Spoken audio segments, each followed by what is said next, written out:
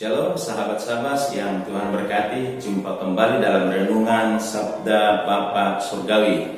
Renungan firman Tuhan pagi hari ini buat saudara dan saya, masih kita berada di dalam kitab Mazmur 107, ayatnya di dalam ayat 17 sampai ayat 22.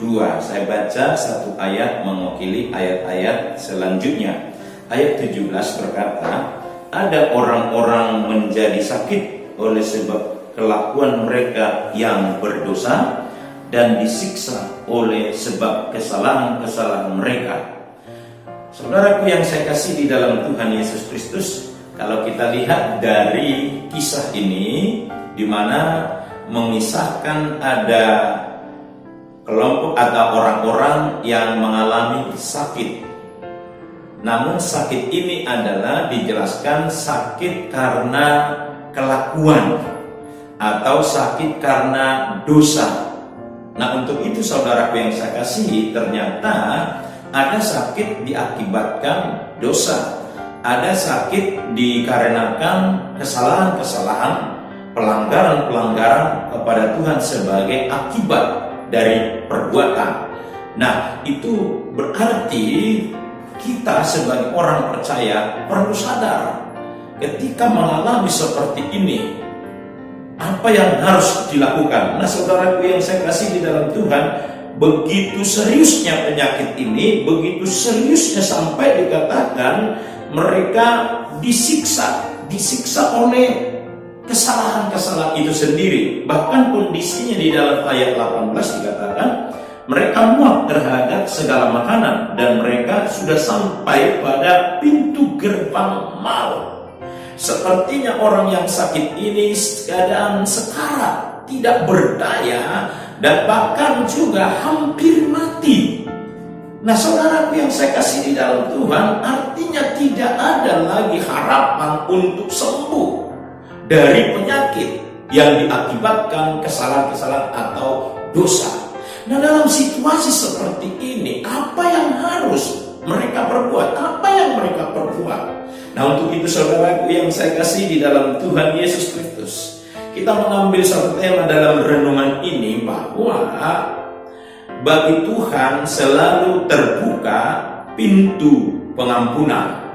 Pengampunan adalah cara yang dibuat Tuhan untuk membawa orang keluar dari persoalan hidup, keluar dari dosa, dan bahkan juga keluar dari penyakit yang diakibatkan atau disebabkan oleh kesalahan-kesalahan. Nah, saudaraku yang saya kasih di dalam Tuhan Yesus Kristus, kita lihat di sini bagaimana mereka ini mendapat pengampunan dan pemulihan dari Tuhan. Yang pertama yang mereka lakukan di dalam ayat 19, maka mereka berseru-seru kepada Tuhan dalam kesesakan mereka.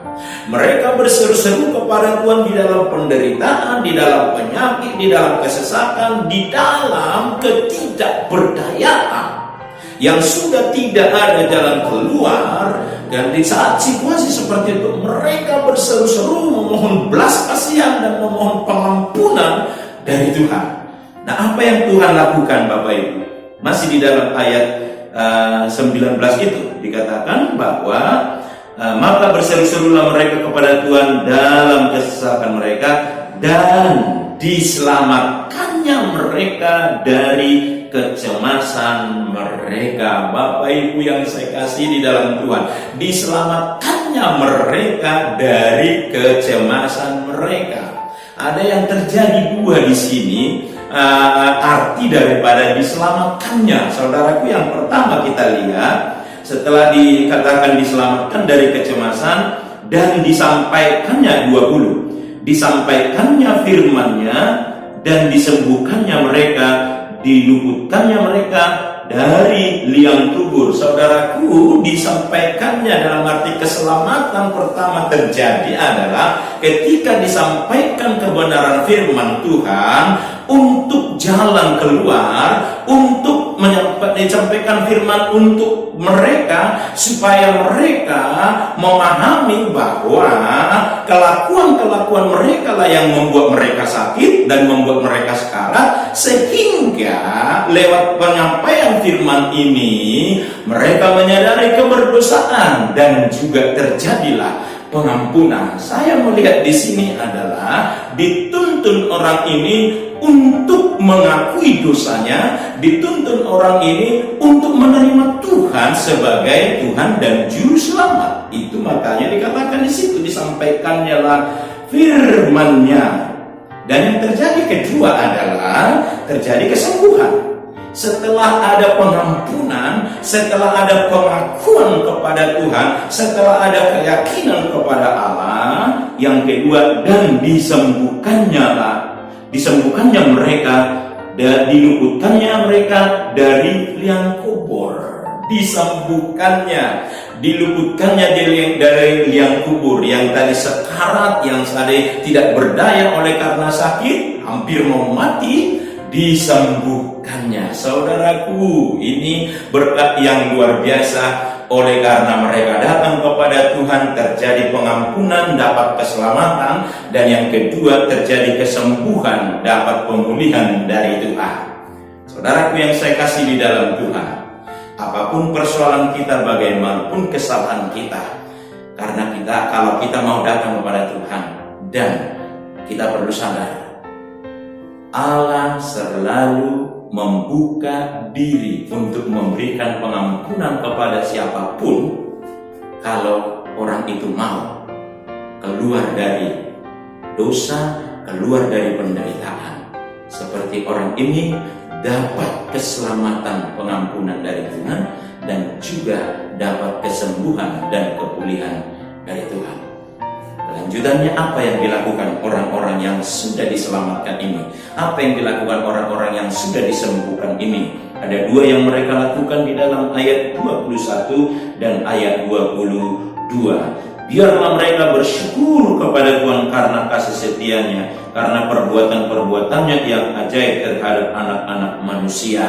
Orang ini didorong untuk melangkah ketika sudah diselamatkan dan disembuhkan dan dipulihkan. Mereka bersyukur bahwa apa yang mereka terima itu adalah anugerah dari Allah, tanpa ada perbuatan sedikit pun dari orang yang sakit ini. Tapi karena ada iman dan pengakuan kepada Allah, mereka dipulihkan dan mereka disembuhkan. Akhirnya mereka bersyukur. Dan ayat 22 terakhir sana, biarlah mereka mempersembahkan korban syukur.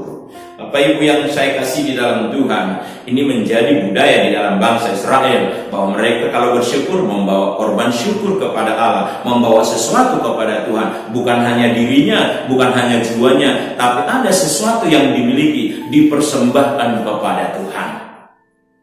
Dan yang terakhir Bapak Ibu, bagaimana orang-orang yang sudah diselamatkan ini, bagaimana orang-orang yang sudah disembuhkan, bagaimana orang-orang yang sudah dipulihkan. Di dalam ayat 22 terakhir dikatakan, dan menceritakan pekerjaan-pekerjaannya dengan sorak-sorai. Orang ini bersaksi tentang Tuhan, menyampaikan firman Allah, menyampaikan apa yang mereka alami, menyampaikan apa yang mereka dapatkan atas pengampunan dari Tuhan. Mereka menceritakan, ini luar biasa yang terjadi bagi orang-orang yang sudah diampuni dosanya.